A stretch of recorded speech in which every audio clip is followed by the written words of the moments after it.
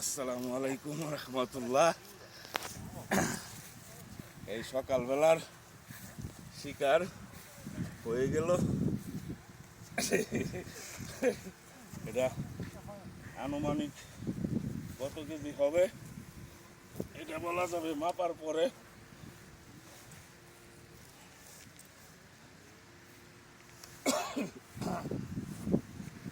এ হচ্ছে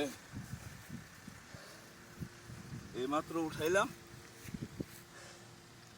সকালবেলার শিকার। আজকে হলো 29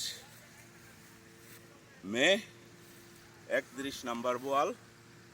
এইটা আনুমানিক আশা করতেছি 18 থেকে 20 কেজি হবে। তো মাপার পরে বলা যাবে কত কেজি হয়। ওকে, সবাই ভালো থাকবেন।